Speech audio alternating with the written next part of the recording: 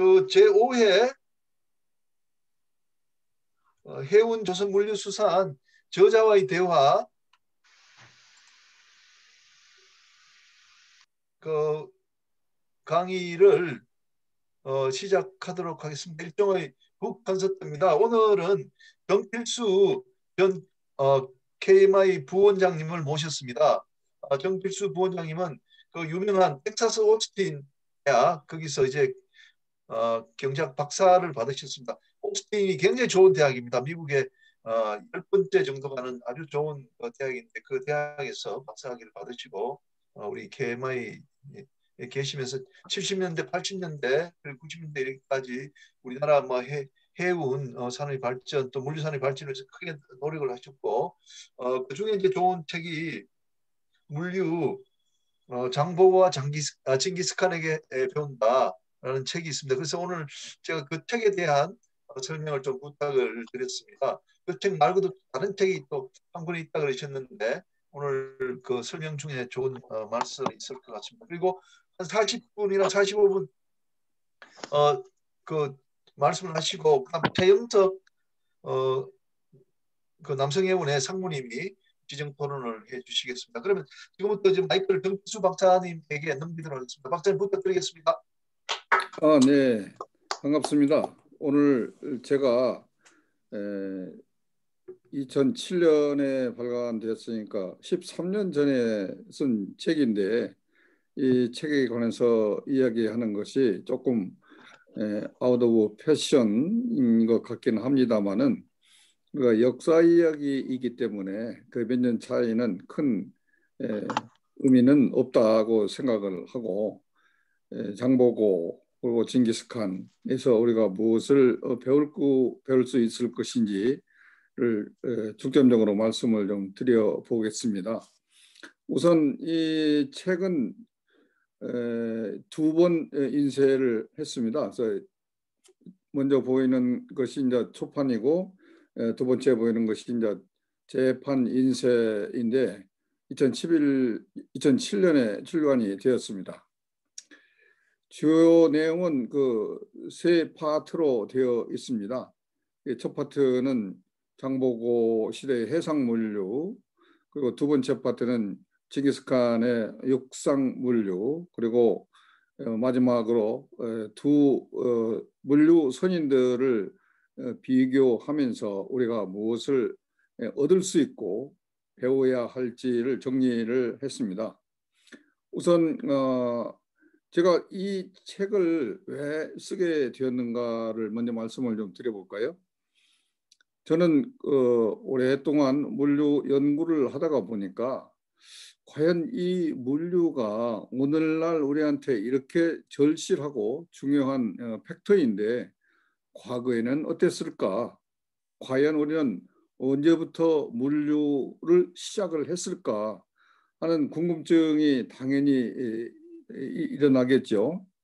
그래서 역사책을 들여보기 시작을 했는데 장보고 대사, 우리가 흔히 말하는 장보고 대사라고 부르는 이 9세기의 우리 선인이신데 이분이 만든 그 해상 물류 체제는 오늘날 우리가 수렴하고 있는 그런 해상 물류 체계와 거의 비슷한 형태를 갖추어 갔다고 볼 수 있고, 육상 쪽에서는 뭐 잘 아시는 칭기스칸의 그 궤적을 보니까 거기에 물류에 관한 그 개념이 정확하게 많이 포착이 되고 또 그것을 시연을 해서 그 나라를 다스리는데, 원나라를 다스리는데 굉장히 중요한 지침이 됐다는 것을 알았습니다. 그러니까 장보고 대사는 9세기 인물이고 이 징기스칸은 13세기 인물인데 이 두 선인이 구축했던 해상, 육상 물류 체제는 오늘날 우리가 구사하는 그런 물류 체제와 거의 흡사한 것을 보고 깜짝 놀랐습니다.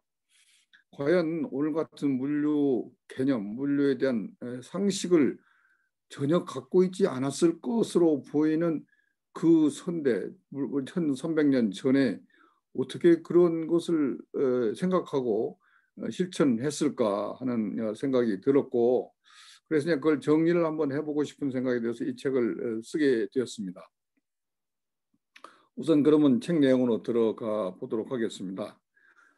1장은 장보고 시대의 해상물류 패러다임인데, 우리 해상물류를 다스리는 자가 세계를 다스린다고 우리는 흔히 익히 그런 말 듣고 말하고 있지 않습니까?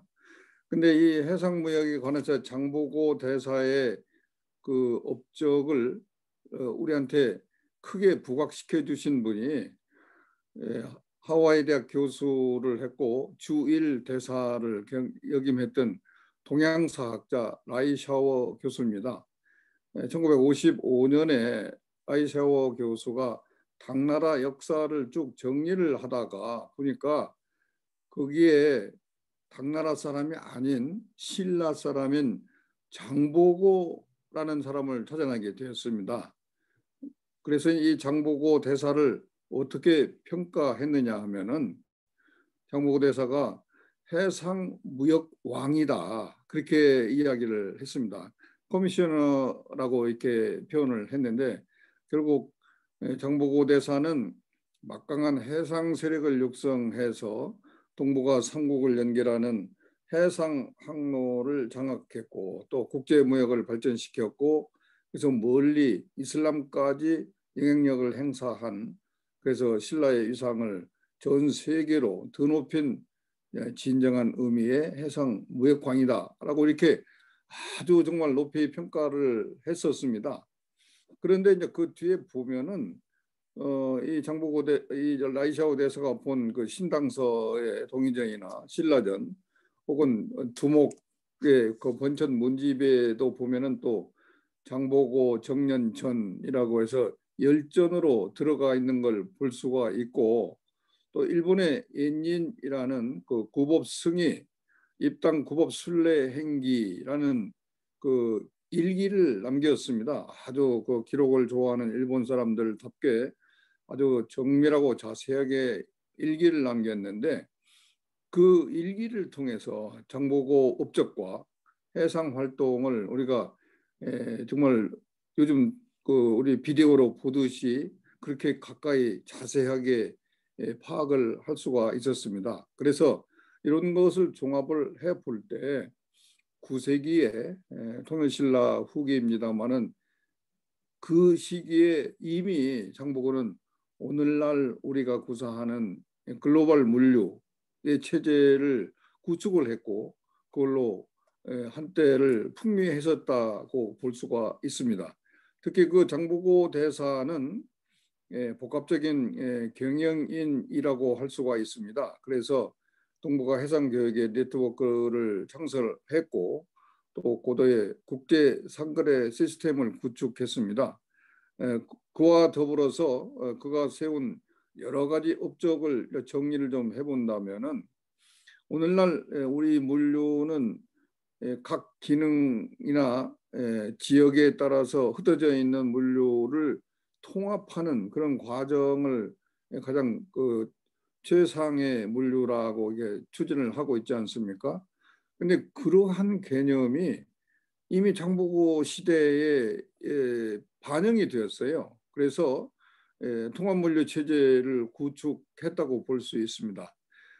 지금 우리나라 무역협회에서도 최초의 무역인으로 장보고 대사를 꼽고 있고, 우리 해양수산 쪽에서도 최초의 해양수산인으로 이렇게 장보고 대사를 꼽고 있지 않습니까?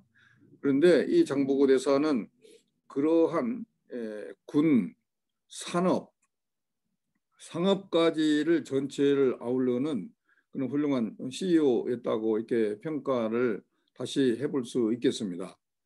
그래서 오늘날 보면은 장보고 대사가 장악하고 또 활동을 했던 그 지역은 당나라, 신라, 일본인데 9세기에 우리 글로벌 그 활동 영역이 바로 당나라, 신라, 일본이었다고 볼 수가 있죠. 그러니까 글로벌 전략가였다고 볼 수가 있겠습니다. 요즘은 우리 글로벌의 지구 전체를 이야기하고 지구 곳곳에서 200여 개 나라에서 다 물품이나 정보, 지식이 왔다 갔다 하고 있습니다만은 9세기에는 불과 이 세 나라에 그치는 요 해역이 사실은 글로벌이었다고 볼 수 있고 거기에 조금 끼어드는 것이 이제 이슬람 무역인데요. 이슬람 무역까지 포함한다면 정말 글로벌 제재이죠. 그 당시에 장보고 대사가 그 해역을 전부 장악하고 이용해서 활동을 했다. 정말 놀라운 일이고 그런 활동을 하신 분이 우리 선인이다. 다른 나라가 아니고 신라의 선인이었다는 것에 대해서 많은 자부심을 느낄 수가 있었습니다. 장보고 대사는 그 당시에 그 동북아 글로벌 해상 네트워크를 구성을 했습니다. 그 중심은 지금은 완도군입니다만은 완도의 청해진이라는 그 물류 클러스터를 조성을 했어요. 청해진에. 거기는 왜 클러스터라고 할 수가 있느냐 하면은 거기는 해운과 조선과 기타 다른 기술을 가진 사람도 모여 있어서 정말로 한 지역에서 물류에 관련된 어떤 일을 하더라도 그 시너지 이펙트가 있는 그런 지역이라고 볼 수가 있습니다. 그것이 바로 우리가 불러서 그 부를 수 있는 그 물류의 클러스터가 이루어졌다고 볼 수가 있겠습니다. 이 청해진을 중심으로 맨 북쪽에 노산 항로, 그다음에 황해 횡단 항로, 남진하의 항로, 일본 항로 등 그 당시에 해운역으로서 커버할 수 있는 가능한 그 해상 항로를 잘 개척했고 활용했다고 볼 수가 있습니다. 그러니까 장보고 대사는 사실은 출시는 군의 그 힘을 바탕으로 해서 출발을 했습니다마는 곧 이어서 이 종합무역상사의 취재역으로 이게 취임한 것처럼 되었고 그런 체제가 상당히 오래 갔습니다. 그래서 이 해역에 준동하던 해적들을 다 소탕을 하고 평정한 그 해역을 바탕으로 무역을 했다는 것이 오늘날 우리가 추구하는 그러한 현상과 거의 같다고 볼 수 있겠습니다.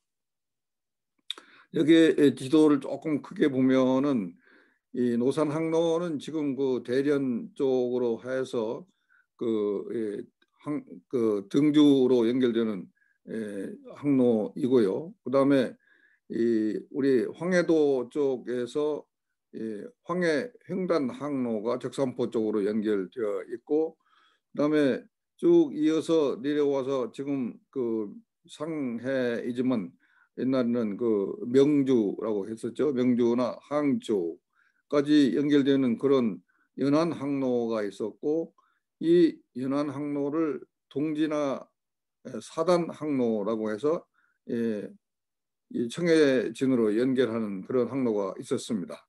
그리고 일본과는 하카다 쪽으로 대일 항로가 있었는데 이것은 꼭 청해진에서만 출발하지 않고 남부 해안, 남해안 쪽에서 다 이렇게 출발해서 연결됐던 거라고 볼 수 있습니다. 이렇게 함으로써 나중에 건설됐습니다마는 북경부터 이 항주까지 대운하, 이것은 이제 원나라 그때 아주 큰 진가를 발휘했던 그런 거죠. 여기까지 포함해서 본다면은 이러한 물류 체제가 해상과 육상을 같이 연결할 수 있는 해상 그런 네트워크였다고 볼 수가 있을 것 같습니다. 그러나 여기에서는 우선 장보고에 집중해서 보도록 하겠습니다. 여기 지금 장보고 장군의 영정을 요즘 최근에 그렸어요. 보면 아주 의지도 강하고 확실한 리더십을 발휘하는 그런 모습을 볼 수가 있겠는데, 정부 대사는 사실은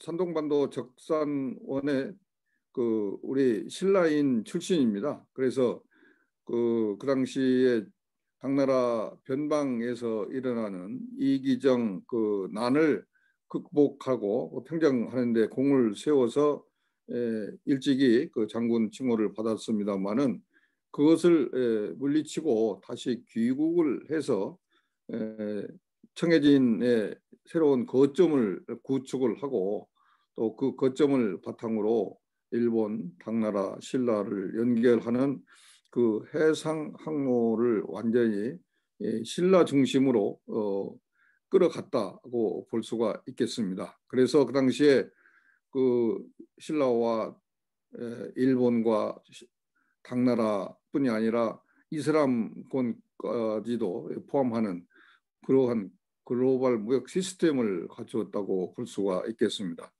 이런 것이 가능했던 것은 장보고 대사의 그 뛰어난 리더십도 있었겠습니다마는 그 당시에 신라나 당나라나 일본을 삼국에서는 우리 신라가 가장 조선 기술이 뛰어났고 또 그렇게 만든 선박을 이용해서 항해하는 항해술 면에서도 가장 뛰어났습니다. 그런 기술적인 우위성이 있었기 때문에 가능했던 것이 아닌가 이렇게 생각을 해봅니다.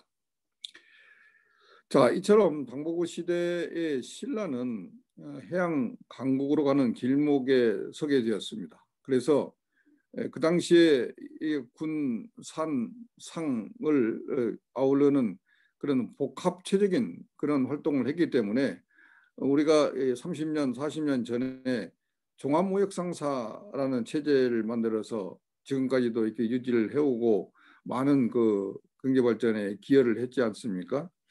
마치 어떻게 보면은 장보고 대사는 우리가 20세기 말에 와서 구축하려 했던 그 종합상사와 같은 역할을 그 체제를 이미 1000년 전에 구축을 했다고 이렇게 볼 수가 있습니다. 정말 놀라운 사실이 아니라고 할 수가 없겠죠.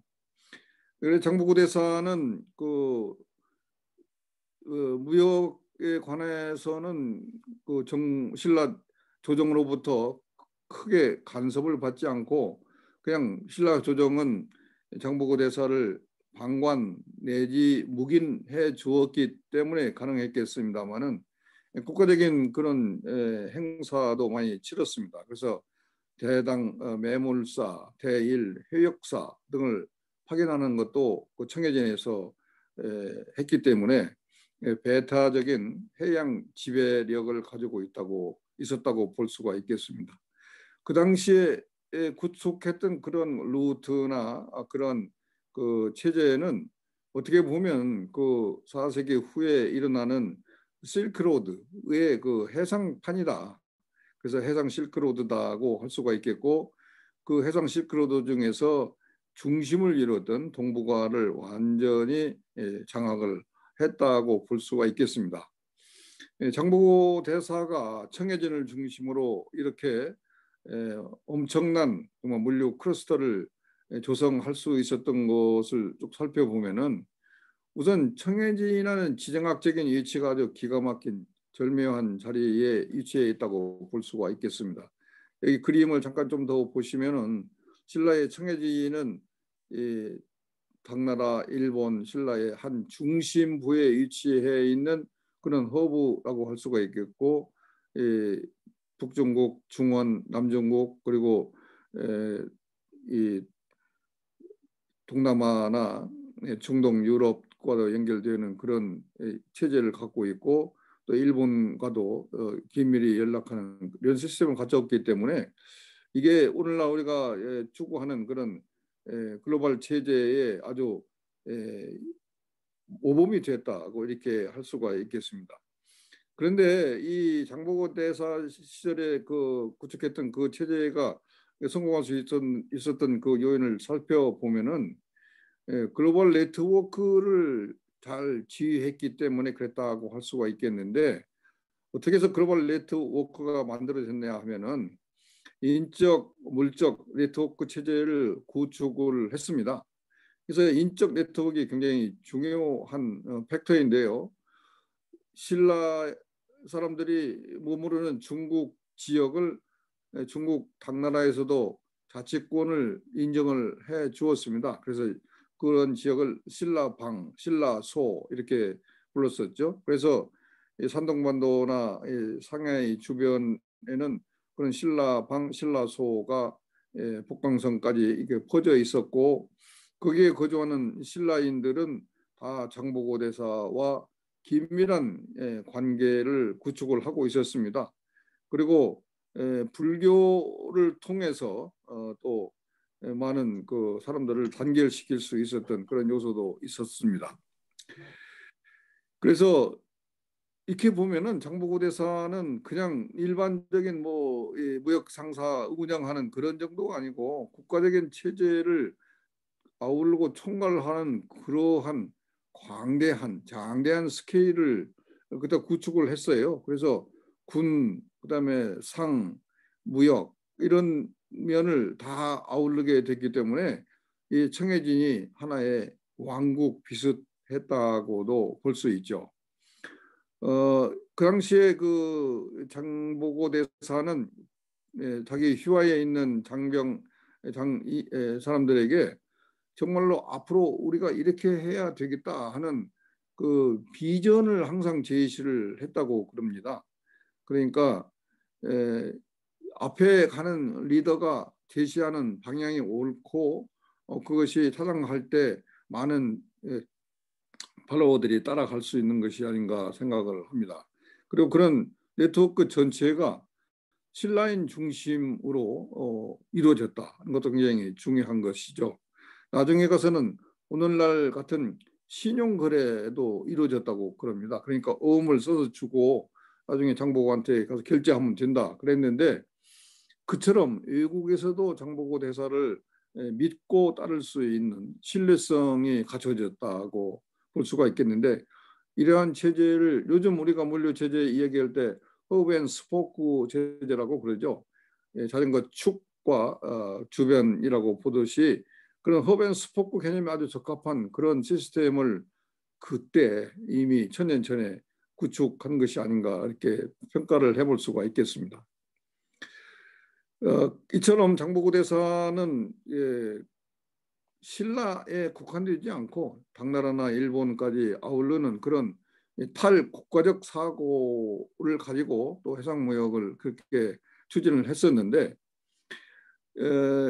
여기에 문제가 생긴 것이 장보고 대사가 염장에 의해서 불의에 살해를 당합니다. 그랬더니 불과 3년 만에 그렇게 26년을 지탱해온 그 견고한 해상물류 체제가 하루아침에 무너져 버렸어요. 정말 안타깝고 우리 역사상 다시 찾아올 수 없는 정말 번영의 시기를 그렇게 쉽게 막을 내려보게 됐는데, 장보고 사후에 왜 그렇게 쉽게 무너져 버렸을까 하는 걸 분석을 해보니까 이분이 정치에 별 관심이 없기도 했습니다마는 후계자 양성을 거의 염두에 두지 않았던 것이라고 볼 수 있습니다.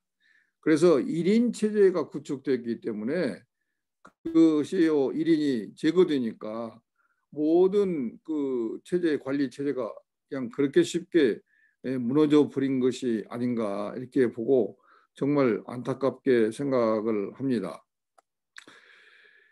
그래서 그러면 장보고 체제가 그렇게 쉽게 무너져 버렸고 신라의 조정에서도 장보고를 없던 것으로 쳤습니다. 그래서 우리 삼국사기에는 삼국유사에는 장보고에 관한 얘기가 한마디도 안 나옵니다. 우리가 그걸 찾아본 시에 라이샤오 교수 혹은 중국의 신당서, 번천문집 이런 외국 문서를 통해서 보고 거기에서 그렇게 높이 평가하고 있다는 것을 알고 나중에서 우리가 그것을 복구하고 있었는데, 과연 그 장보고 시대에 화려했던 그 패러다임이 그냥 없어졌느냐, 그런 것은 아닌 것 같습니다.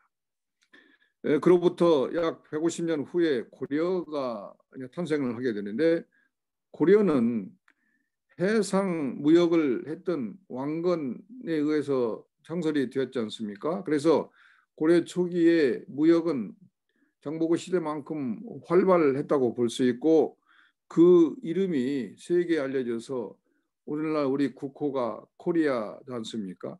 고려 초기 해상물류는 피크까지 갈 수 있었는데, 그렇게 갈 수 있었던 그 밑바탕에는 사라져 버릴 줄 알았던 장보고 체제가 그대로 다시 부활해서 그런 역할을 했다, 이렇게 볼 수가 있고, 다시 원에 의해서 고려 조선 기술이 또 한번 빛을 보려다가 말았고, 또 그렇게 해서 또 조선으로 넘어오면서 해금이라는 말도 안 되는 정책을 추진하다가 보니까 우리가 바다와 멀어졌었는데, 국가 전망의 위기에 처했을 때 또 한 번 그 기술이 진가를 발휘하게 된다고 볼 수 있습니다. 그래서 조선의 무역은 사실은 뭐 그렇게 활발하지 않았습니다.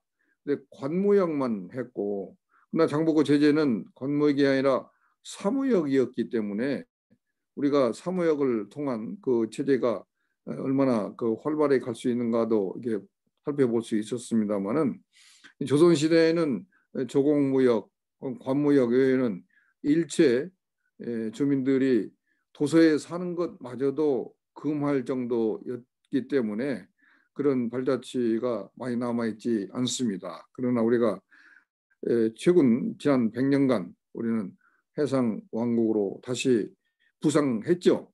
이렇게 할 수 있는 그 밑바탕이 바로 장보고 대사가 뿌려놓은 씨앗에서 발화한 것이 아닌가, 이런 생각을 해봅니다.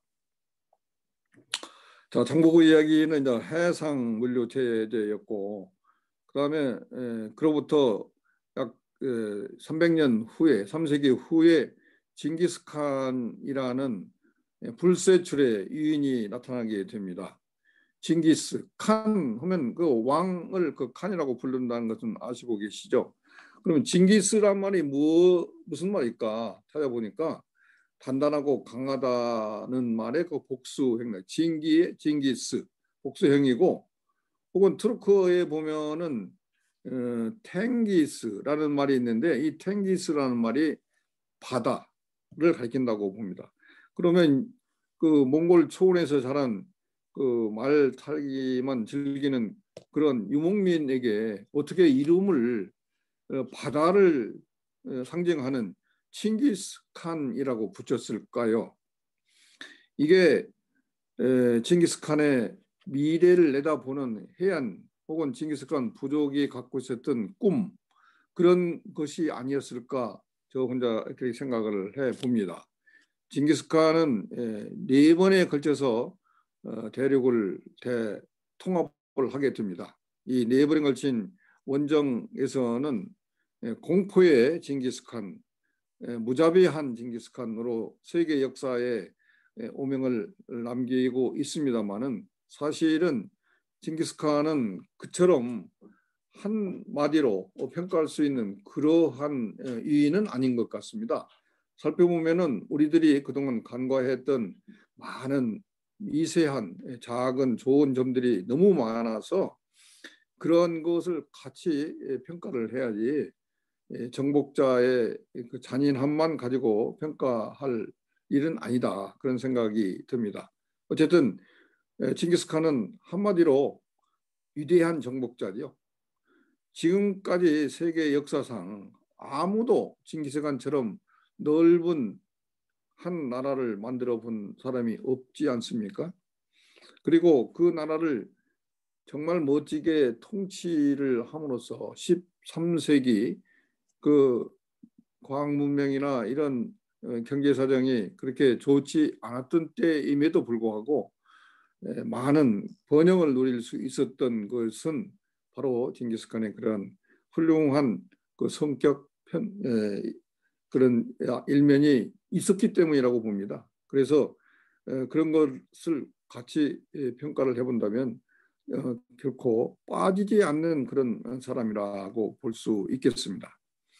징기스칸은 초원에서 자라고 아주 열악한 조건 속에서 모든 걸 다 통합하고 물리치고 그래서 성공한 그런 지도자라고 볼 수가 있겠는데, 단순히 그 싸움에서 이긴 것만이 아니었습니다. 징기스칸은 그 몽골 군대를 아주 효율적으로 운영을 했습니다. 그래서 그 요즘 말하는 소대, 중대, 대대식으로 그 편성을 했는데 10명 단위가 한 분대가 되는 거죠.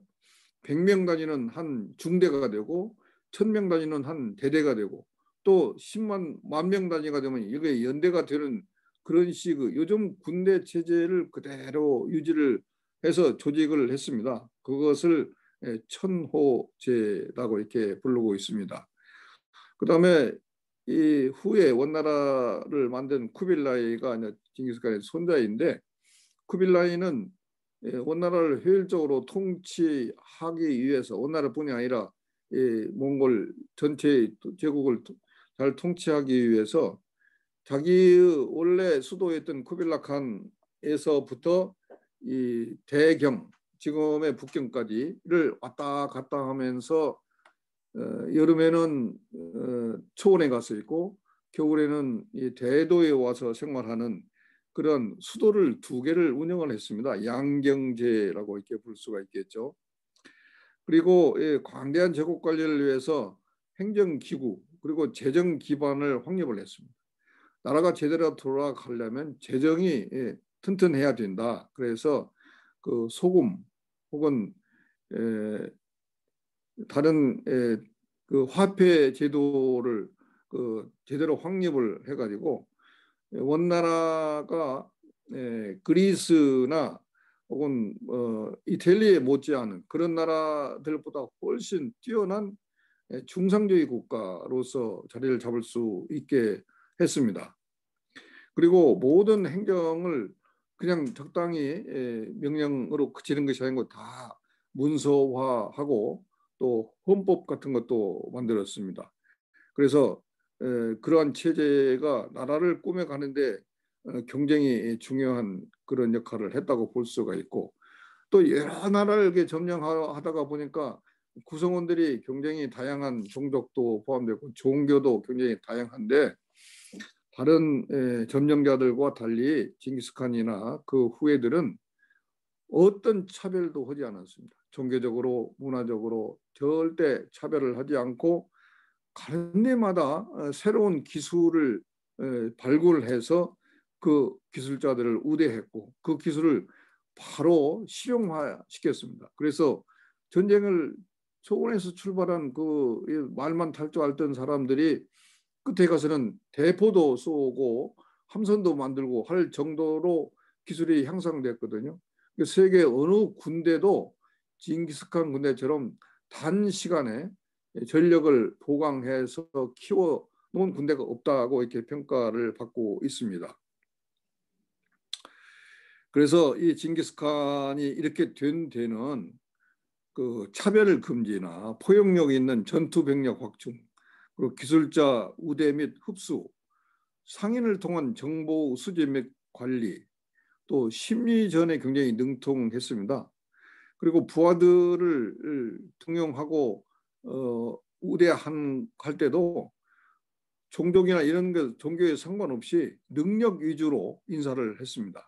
그러니까 요즘 우리가 보는 그 평등한 공정, 정의 이런 데 아주 적합한 그런 처사를 이미 800년 전에 그렇게 시행을 했습니다. 그러니까 요즘 우리가 뭔가 개혁해 보려고 많이 애를 쓰는데 이런 개혁 성향은 징기스칸을 따라갈 사람이 없지 않나 이런 생각이 듭니다. 징기스칸 군대는 그렇게 공포 대상이었고 그렇게 많은 위력을 남길 수 있었던 것이 왜 그랬는가 전술적으로 비교를 해본다면은 구라파나 다른 나라들은 농경민족이었고 이 사람들은 유목민족이기 때문에 기동력이 굉장히 뛰어났습니다. 그래서 한 지역에 정착해 사는 사람보다는 굉장히 그 전술상 우위성을 갖고 있었던 것이고, 또 새로운 기술을 가는 데마다 만나게 되면 그걸 우대하고 기술자를 우대해주고 또 새로운 기술을 착용을 했기 때문에 그런 면이 굉장히 그 전투력을 강화할 수 있었지 않았는가 그렇게 보고, 그다음에 이 몽골이 가는 데에는 살아남는 게 없다. 나는 그 아주 그 공포심을 많이 불러일으키는 그 심리전을 많이 썼습니다.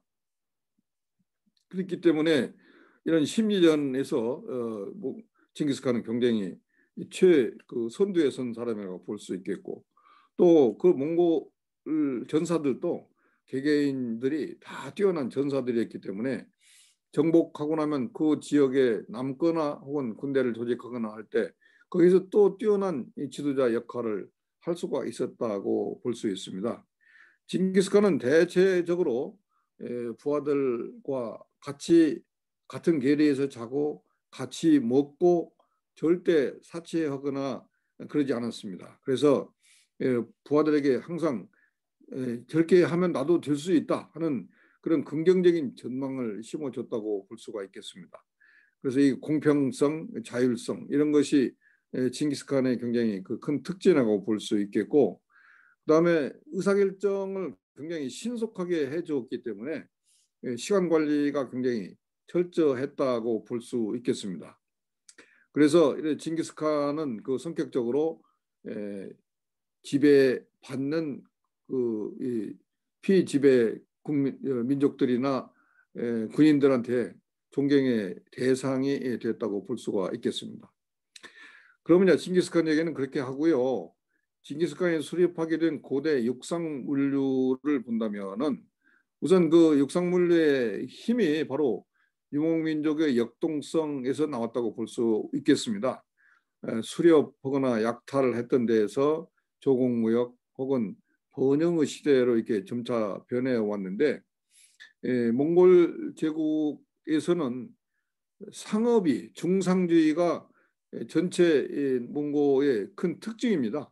몽골 이 나라가 아니고 중상주의 상업으로 나라를 유지해 나간 그런 나라라고 볼 수가 있겠습니다. 중국의 많은 그 왕조 중에 이처럼 중상주의를 캐치프레이즈를 내걸고 성공한 나라는 원나라밖에 없다고 볼 수 있겠습니다. 몽골은 어느 지역을 점령을 하더라도 그 공평하게 대했고 또 발전할 수 있는 체제를 항상 구축을 해놓았는데, 그 체제 중에 유명한 것이 바로 잠치라고 하는 것입니다. 어디 가거나 40km 내지 50km 정도마다 하나씩 물류 거점, 나중에 물류 거점이었습니다만 그 당시에는 역참 제도를 이렇게 만들었습니다. 그래서 이제 이 사람들은 정거장 잠에서 잠치라고 했습니다만은 이 잠치가 몽고가 가장 큰 대륙을 차지했을 때는 3,000개 이상의 잠치를 설치를 했다고 그럽니다. 그러니까 역참 제도와 같기 때문에 신속한 정보 전달 체제가 바로 잠치를 통해서 이루어졌다고 볼 수 있어요. 그래서 이제 그런 면에서 굉장히 중요한 그런 것이었고, 그다음에 이제 쿠빌라이가 이제 원태종인데 그때부터는 육상물류의 한계를 느끼게 되니까 해상교통로를 확보하자고 중국 사람들이 많이 건의를 했는데 그걸 그대로 받아들였습니다. 그래서 적수담이라고 지금도 북경에 가면 적수담이 남아 있는데요. 그건 그냥 호수로 남아 있습니다만은 그 당시에는 천진에서 북경까지 운하를 건설해 가지고 그 운하를 이용해서 세계로 나가는 그런 길을 만들었다고 볼 수가 있겠습니다. 그런데 우리 장보고 대사가 사후에 그 체제가 무너졌듯이 중국도 원나라가 망하니까 명나라가 원나라의 유물들을 철저하게 파괴하고 묻어버렸습니다. 그래서 세계로 나가는 그 활기찬 중국인들의 모습이 다 사라지고 갇힌 깜깜한 나라가 됐죠. 그러니까 나라 이름을 밝을명으로 지었는데 암이죠. 암병이 아니고. 어쨌든 뭐 그런 것은 우리하고 너무 비슷한 그런 과정을 따른다고 볼 수 있겠습니다. 그 고대 육상물류를 다시 한번 살펴본다면은 사통팔달하는 원의 운송 시스템입니다. 그 역참이 정치 군사적인 연락망이었는데 나중에는 이게 정치적으로 그런 필요가 없어지니까 육상, 해상, 수상, 교통의 교역 통로가 됐고 바로 이것이 우리가 아까 얘기했던 실크로드입니다. 실크로드는 길을 말하는 것은 아니고 역참과 역참을 연결하는 가장 가까운 길, 그게 실크로드인데 그것이 바로 이제 여기에서 시작을 하는 거라고 볼 수 있겠습니다. 그다음에 그러니까 이제 그 실크로드를 통해 대상들이 상품을 운송하게 되었고, 그런데 또 정부에서도 행공을 하게 되니까 그 상도가 카라코쿰이고 중도까지 왔다 갔다 해야 되니까 그 거리가 350km인데 이 사이가 전부 다 물류 기지가 돼 버렸다고 볼 수 있습니다. 이것이 국가에서 추진하는 국가적인 물류 체제의 구축이라고 볼 수가 있겠습니다.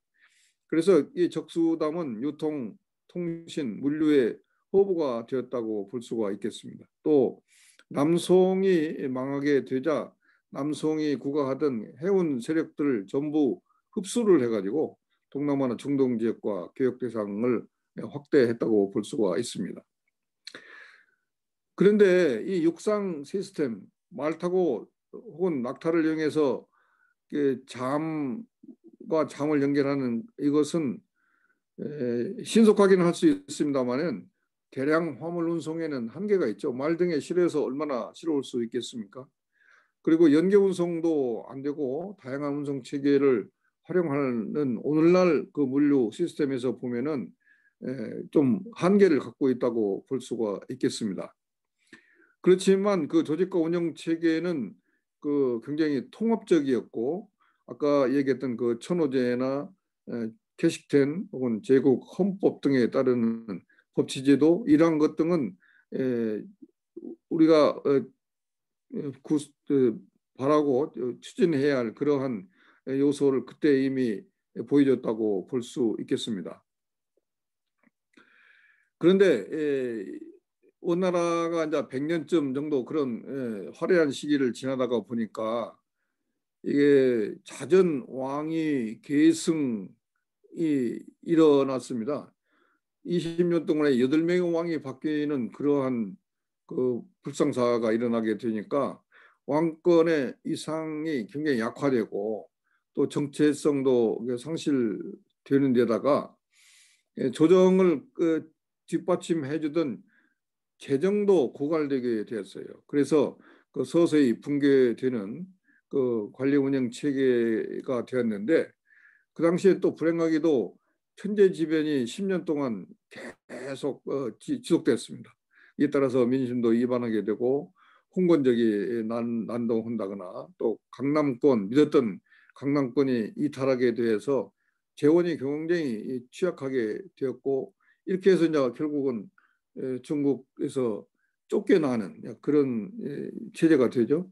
그래서 이걸 이어받은 명나라가 그걸 좀 발전시켰으면 오늘날 세계 경제가 다른 모양으로 바뀌었지 않았을까 생각하는데 역사는 돌이킬 수가 없겠죠. 그러니까 이 명나라가 중국의 명운을 잘라놓았습니다. 그래서 이 원나라가 세웠던 모든 수은 시설을 다 파괴하고 우리 모든 국민들은 바다에 나갈 수가 없다. 그리고 세국 정책을 써버렸습니다. 그래서 이제 장보고와 징기스칸의 물류 체제를 본다면은 우리가 이제 현대 물류는 어떤 것인가를 한번 생각을 안 해볼 수가 없겠죠. 현대 물류는 생산자에서 소비자까지 시간, 비용의 최적화를 통해서 고객을 만족시키는 서비스 산업이라고 우리가 정의를 하고 있죠. 그래서 한때는 이게 물류는 스스로 자기가 수요를 창출할 수 없고 다른 수요에 따라서 생기는 유발 수요밖에 없었다고 생각을 했습니다만은 요즘은 물류 자체도 새로운 수요로서 간주를 하고 그렇게 키워가고 있습니다. 그래서 운송, 보관, 정보 처리, 구매, 기능 그런 것 중에서 운송 비중이 크기는 합니다만은 다른 기능과 통합적으로 연계 운송을 하지 않으면은 효율성을 얻을 수가 없게 되어 있어요. 그래서 우리가 요즘은 그 쓰리 파티 로지스틱스 혹은 서플라이 체인 매니지먼트 이런 그 체제로 가고 있는데 이런 체제에서는 뭐가 제일 중요하냐면 신속한 의사 결정을 위해서는 CEO의 역할이 굉장히 중요하다, 정대되어 있다고 이렇게 볼 수가 있겠죠.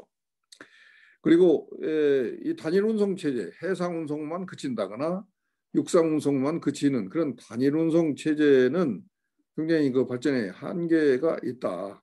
그래서 그 효용성 평가도 낮게 할 수밖에 없고 장기전에서 바람직하지는 않다고 볼 수가 있겠습니다. 그러나 청해진에 구축되었던 그 물류 클러스터 역할은 굉장히 바람직하고 우리가 본받아야 할 만한 그런 일면을 갖고 있다고 볼 수 있습니다. 그다음에 육로와 수온을 연결하는 그 신기술을 신라에서는 찾을 수가 없습니다만은 중국이 구축한 그 육로와 해상 운송의 연결은 사실은 주가 육류고 해상 운송은 보완적인 역할만 했기 때문에 그렇게 결합되었던 기술이라고 볼 수가 없다고 할 수가 있죠. 그리고 또 중요한 것은 지금 우리가 정보를 굉장히 중요시 하지 않습니까? 그렇듯이 그 당시에 이미 통합 네트워크를 확보했고 열린 사회가 구축됐다. 최소한 물류에 관한 한 열린 사회였다고 이렇게 볼 수가 있겠습니다. 그래서 이런 장보고 해상 물류고 징기스칸의 육상 물류를 같이 본다면은 그 장보고 해상 물류는 사무역이었죠. 국가가 개입하지 않은 사무역이었는데 사무역 체제를 그렇게 확대할 수 있었던 것은 개인의 탁월한 행동이 있었다고 볼 수 있습니다.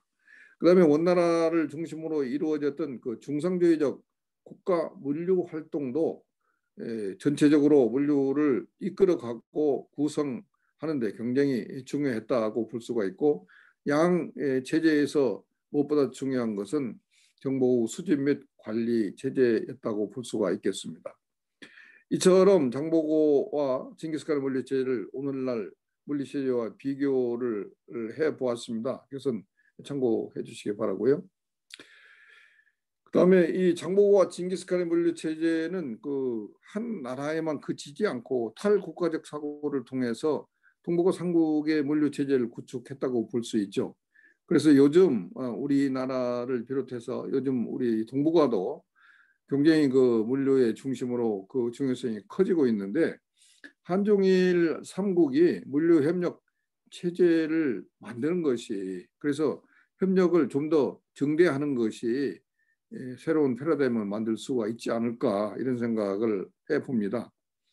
그리고 최근에 그 IT를 비롯해서 각종 신기술이 많이 물류에 접속되고 있습니다. 그래서 이러한 새로운 기술을 빨리 수용하고 또 그런 기술을 바탕으로 물류 체제를 구축할 필요가 있지 않은가 이런 생각을 합니다. 아까도 말씀드렸습니다만 물류는 이처럼 다국 간에 다른 기능 간에 또 다른 주체 간에 경쟁도 있지만 또 협력 관계가 이루어지지 않으면은 물류 활동을 완결할 수가 없습니다.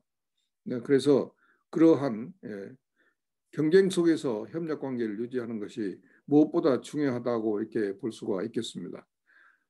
결국 우리가 궁극적으로 나가서 본다면은 장보고 시대에 구축했던 것처럼 동북아 경제 공동체를 만든다면 동북아 삼국은 황해를 중심으로 분산되어 있는 그런 형체이기 때문에 이러한 것이 굉장히 바람직하다고 이렇게 보입니다.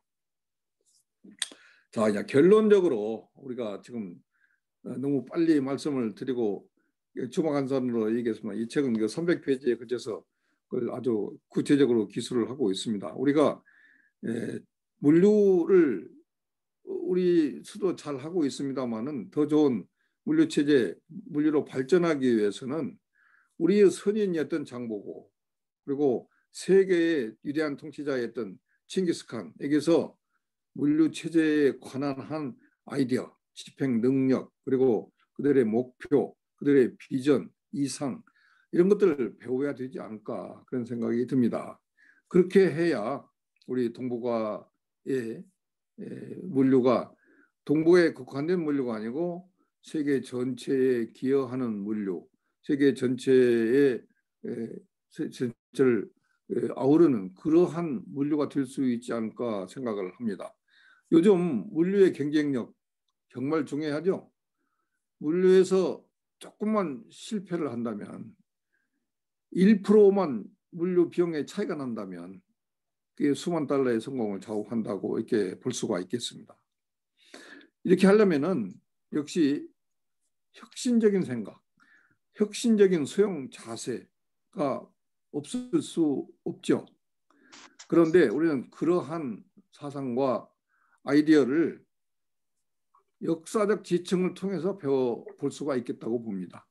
물론 정도 1000년 전 혹은 뭐 800년 전 그 서인들이 오늘날 많이 전과한 다른 그런 여건 속에 있었습니다만 우리한테 제시해 주는 그 아이디어, 그 경험 이것이 굉장히 많고 중요하다고 생각을 합니다. 그래서 바쁜 틈을 좀 내신다면은 이 물류 장보고와 징기스칸에게서 배워라 이 책을 일독할 것을 권해드리면서 제 이야기를 마치도록 하겠습니다. 늦게까지 경청해 주신 여러분들께 감사드립니다. 고맙습니다. 예, 감사합니다. 예, 우리 정필수 박사님, 너무 좋은 강의 감사합니다. 예, 우리 그 선현들의 역사를 또 물류랑 연결시켜서 참 좋은 강의를 해주셨고요. 저도 이제 그 강의를 많이 해보는데 그 정 박사님 강의 들어보니까 군더더기가 하나도 없습니다. 강의를 참 잘해주십니다. 그래서 머리에 쏙쏙 들어올 정도로 아주 잘 된 강의였습니다. 우리 최영석 상무님께서 네. 또 물류 전문가이신데 좀 말씀 좀 부탁드리겠습니다. 시정 토론 부탁드리겠습니다. 네네. 저는 김인영 교수님 추천으로 오늘 지정 토론을 좀 정필수 박사님 말씀하신 대선배님께서 말씀하신 거에 감히 좀 하게 됐고요. 제가 추천된 배경은 오늘로써 저자와의 대화가 5번째 회차를 거치고 있는데 개근을 해서 그런 것 같습니다. 먼저 너무 잘 들었고요. 저는 국적 근해 컨테이너 전기선 운송사인 남성해운에서 전략기획 업무를 책임지고 있는 최영석이라고 합니다. 제가 해운 산업에 입문한 지가 이제 채 4년밖에 안 돼서 정 교수님의 KMI에서의 리더십을 보이고 그 시기에 해운 정책을 입안 지원을 해주시고 연구 활동하실 때는 제가 없었던 부분이 조금 아쉽긴 합니다. 그래서 금일 아주 좋으신 말씀을 주신 내용을 경청하면서 제가 느낀 사항을 좀 간단하게 좀 말씀을 좀 드리도록 하겠습니다.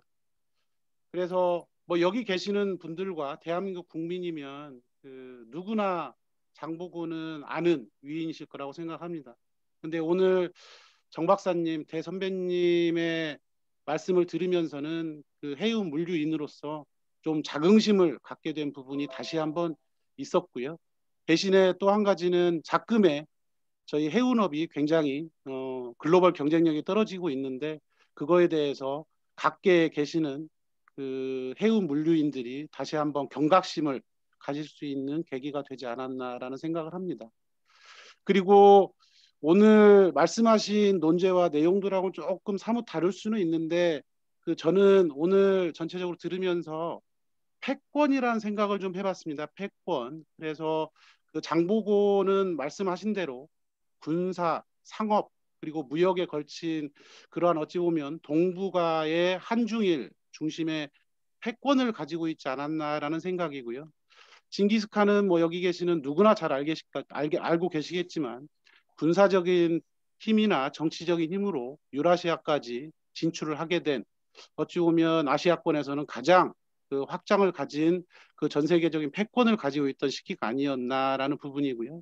그리고 근세로 좀 들어오면 그 너무나 잘 아시는 대영 제국, 그다음에 스페인의 아시아권이나 인도, 아프리카권으로 갔던 그러한 어찌 보면 정치 군사적인 힘을 가진 그런 패권이 결국에는 해상 무역과 그리고 국제 무역을 그 리드하지 않았나라는 생각이고요. 그런 측면에서 그 현대에 들어오면서 즉 그 미소 냉전이 좀 사라지고 그 다음에 동독과 서독이 통일한 89년 이후에 이제 90년대로 들어오면 어찌 보면 경제적인 패권이 그 해상 무역과 해상 운송을 어찌 보면 글로벌로 선도하는 그런 시기가 아니었나라는 생각이 듭니다. 그래서 최근에 그러면 앞으로 우리가 그 대한민국의 해운 경쟁력을 가지려면 또는 대한민국의 국가 경쟁력을 가지려면 여전히 이 경제 패권 특히 두 가지로 좀 구분해서 생각을 해보면 그 기술 제조기업 쪽에서는 제조산업 쪽에서는 기술의 패권이 하나 있을 수 있을 것 같고요. 즉 반도체라든지 자율주행차 등을 통한 자동차 그러한 기술의 패권을 우리가 어떻게 가질 거냐라는 부분이고 그리고 또 한 가지는 디지털 패권을 우리가 어떻게 가질 수 있을 건가라는 게 대한민국의 전체 국가 경쟁력 즉 그 패권을 좀 더 가져가면서 우리의 자연스러운 그런 패권을 기반으로 해상 무역과 그리고 해상 운송을 다시 글로벌의 선도로 갈 수 있는 그런 길이 아닌가라는 생각을 감히 좀 해보게 됐고요.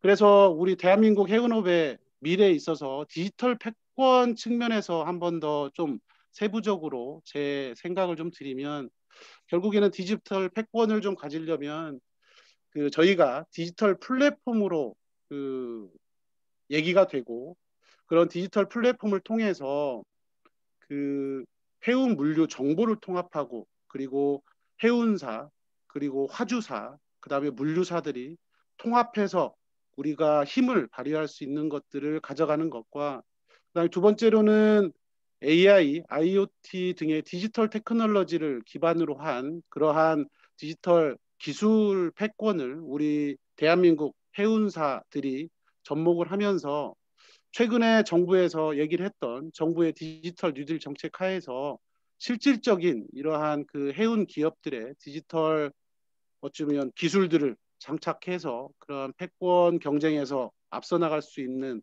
그러한 노력들을 우리 민과 그리고 정부의 관 그리고 여기 학계 그다음에 연구기관에서 실질적인 합심을 통해서 진행을 해야 되지 않나라는 그런 생각을 오늘 박사님 말씀드리면서 감히 해봤고요. 그래서 마지막으로 그 박사님께 질문을 좀 그 감히 좀 청하고 싶은 거는 지금 대한민국 해운 5개년 계획이 해운 재건 5개년 계획이 2018년 발효돼서 딱 중간 정도 지나고 있는 상황입니다.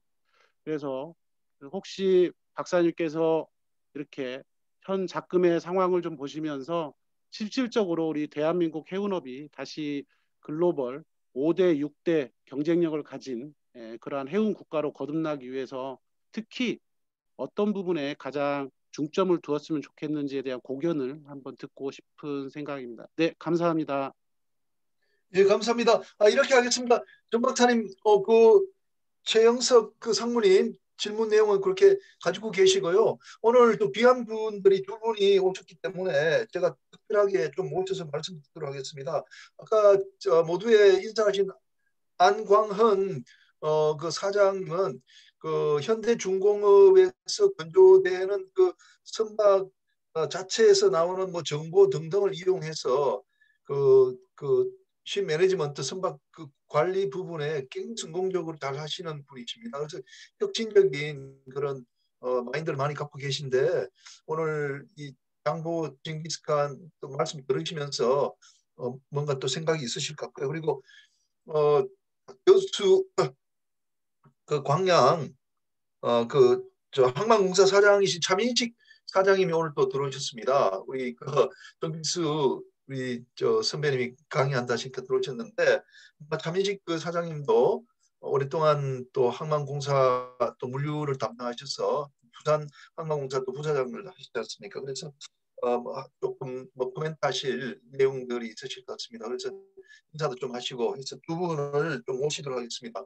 우리 한강은 차장님 좀 말씀 좀 부탁드리겠습니다.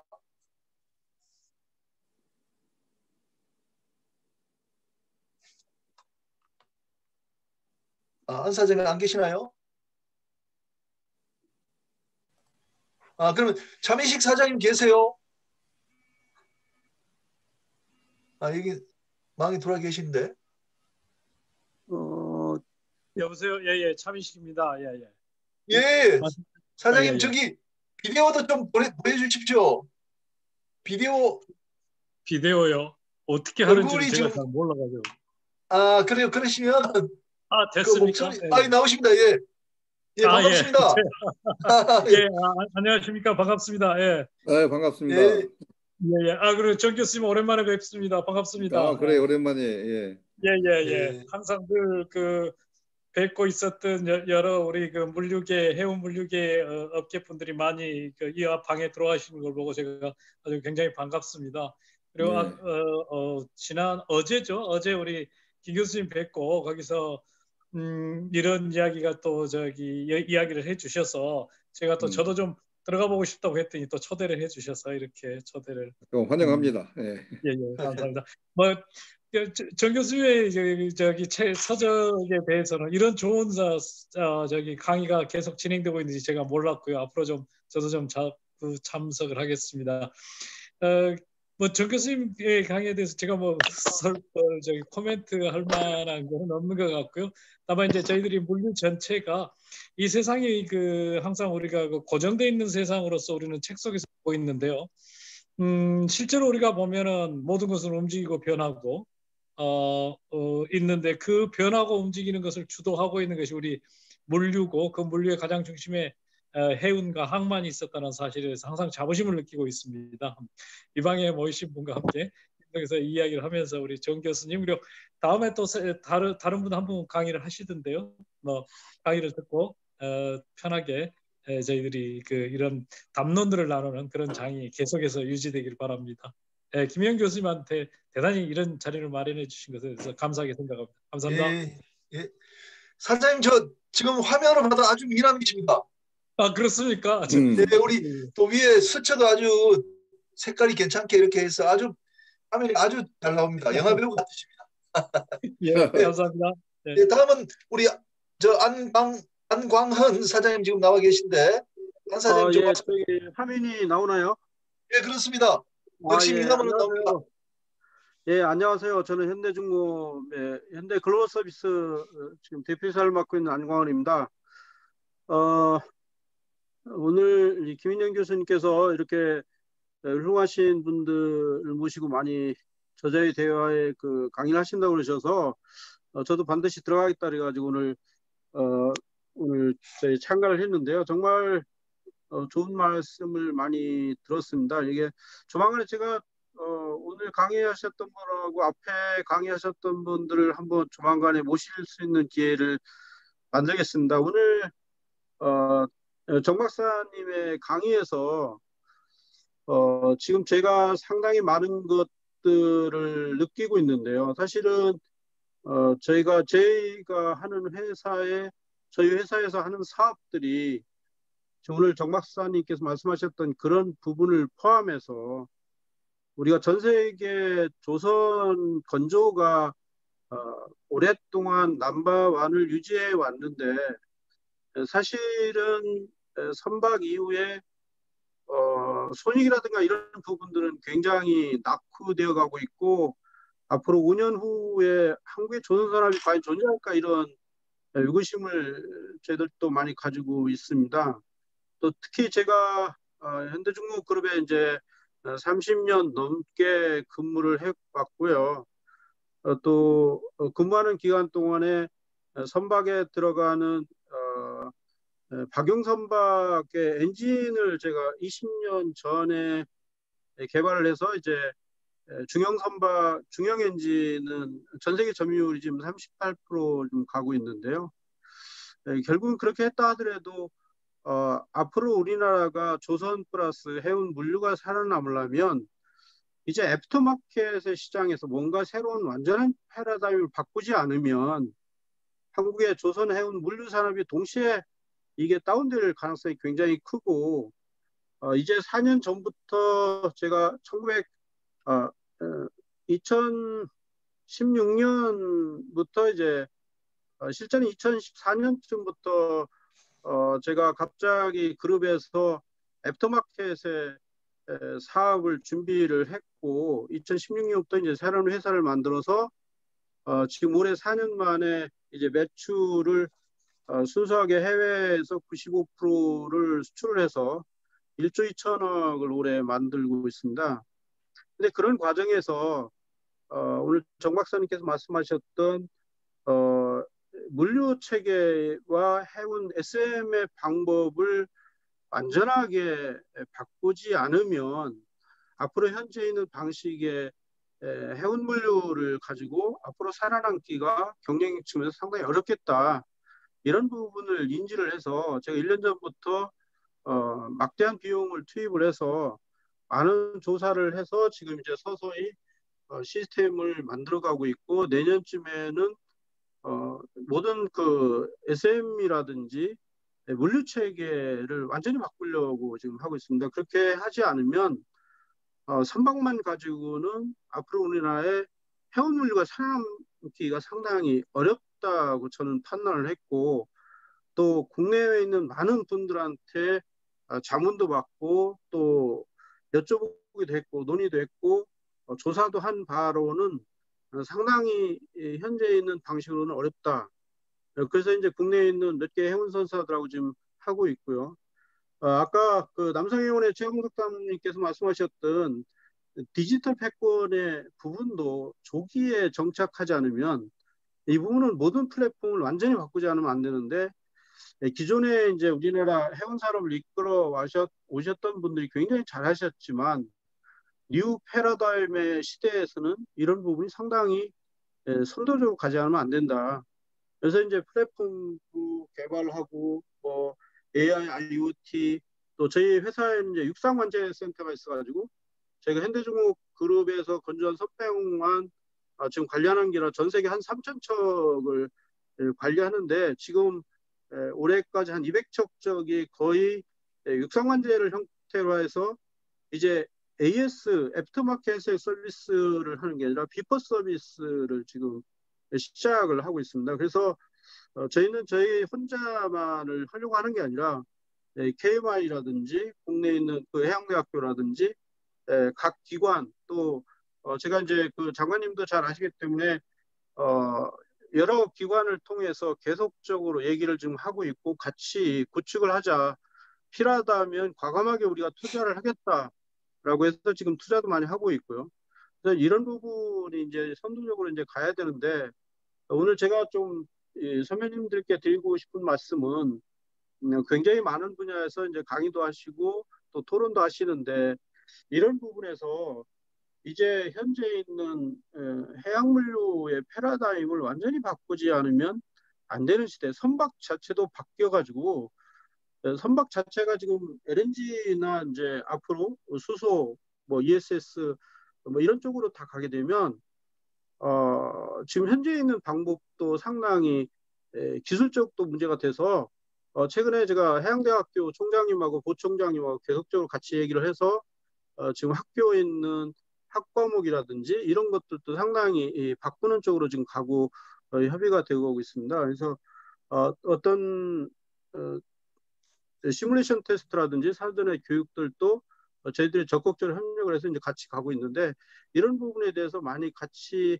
얘기를 해 주시기를 좀 부탁드리고요. 저도 적극적으로 이런 여러 가지 모임에서 그래서 이번에 이제 다음 주에 실시하는 세계항 포럼에도 조선과 물류를 분리시켰는데 조선 쪽에 특히 앞으로 그 해양물류 쪽의 패러다임에 있는 기틀이 되는 뭐 해사안전법이라든지 자율항선박이라든지 물류 이런 쪽에 다 주제로 제가 넣었습니다. 같이 저희가 이번에 기획을 했고 그래서 이제 다음 주에 해양대학교에서 하는 포럼 중에 이제 해운물류 관련된 것도 제가 또 참석을 해서 같이 얘기를 할 건데 다음에 오늘 정말 좋은 말씀을 해주셨고요. 다음에 제가 한번 모시도록 할 텐데 좀 응해 주시길 부탁드리겠습니다. 그래서 좋은 말씀도 드리고 또 여쭙고 앞으로도 자문을 구하려고 지금 생각을 하고 있습니다. 오늘 좋은 말씀을 해주셔서 정말 감사드립니다. 네, 예, 고맙습니다. 감사합니다. 야, 그러면 이제 일단 정필수 그 박사님께서 좀 그 답변이랄까 좀 코멘트 또 부탁드리겠습니다. 예, 우리나라가 지금 그 코로나 때문에 그 팬데믹 그 현상에 취해서 거의 1년을 지금 이렇게 정체 상태에 있는 거나 마찬가지인데, 이런 상황이 끝나고 나면 포스트 팬데믹 시대에는 지금까지 해왔던 패턴하고는 많이 달라질 걸로 보입니다. 여러 가지 달라지겠지만 특히 우리 물류 분야에서도 엄청난 변화를 우리가 지금 감지가 되고 있고, 또 거기에 따르는 대처를 현명하게 해야 된다고 이렇게 생각을 합니다. 제가 보기에 지금 안강훈 상무님도 말씀하셨습니다마는 우리는 조선과 해운이 분리되어 있습니다, 관리가. 그래서 앞으로는 어떤 경우가 되더라도 조선과 해운이 같은 맥락에서 같은 체제에서 운정되고 평가되고 또 이용되고 그래야 되지 않을까 생각을 하고요. 그다음에 우리 해운 분야에서도 아까 정석 상무님 말씀하셨습니다마는 그 디지털 플랫폼을 통한 디지털 패권, 굉장히 그 좋은 표현입니다. 디지털 패권을 우리가 놓친다면은 정말로 앞으로 글로벌 해운에서 서바이벌 하기가 어려워질 거다, 그런 생각을 합니다. 가까운 예로 칭다오항을 한번 볼까요? 칭다오, 우리하고 굉장히 가깝고 부산항과 지금 아주 근소한 차로 경쟁하고 있는 칭다오항인데, 제가 보기에는 칭다오항이 부산항을 금방 능가할 걸로 보여요. 왜 그러느냐? 이미 칭다오항은 디지털 패권에서 과감한 도전을 했고 거기에서 성공을 보이고 있거든요. 우리는 지금 그보다 많이 떨어져 있습니다. 이런 상황을 극복하지 않으면 동북아 이 경쟁이 심하고 앞으로 중요성이 더 높아질 동북아에서 우리의 위상을 지켜나가기 굉장히 어려울 것이다, 이런 생각이 듭니다. 따라서 소프트웨어적인 면에서 그런 디지털 플랫폼을 만드는 디지털 패권, 그다음에 하드웨어적인 면에서 조선과 해운을 같이 관장하고 아우르는 그러한 조치, 이런 것이 있어야 되지. 이런 것을 현 체제로 유지해 가면서 해운 재건이 이루어지겠습니까? 저는 해운 재건, 과거에 있던 거 여러 가지 조합 다시 해서 5개년 계획이라고 묶어내는 그런 작업만이 중요한 것은 아니고 베이직 마인드를 바꿔야 된다고 생각을 해요. 베이직 마인드를 어떻게 바꾸느냐? 정말로 혁신적으로 바꿔봐야 돼요. 우리 그 시도 안 해봤거든요. 그런데 지금 포스트 팬데믹 시대가 곧 오는데, 이 포스트 팬데믹 시대에는 우리가 정말로 혁신적인 시도를 해도 누가 뭐라고 하지 않습니다. 또 그것을 하지 않으면 살아남을 수가 없게 지금 여건이 자꾸 그렇게 각박해지고 있어요. 다 같이 우리가 살아남고 여기에서 성공하기 위해서는 과감한 혁신, 이것이 절대 필요하다고 생각합니다. 네, 고맙습니다. 예, 감사합니다. 네, 감사합니다. 예, 감사합니다. 지금 저기 우리 고무현 교수님 들리시나요? 고 교수님, 고 교수님 들으신 것 같은데, 고 교수님 소리 좀 이렇게 켜봐 주시겠습니까? 왼쪽에 있는 그 녹색을 누르면 소리가 들립니다, 교수님.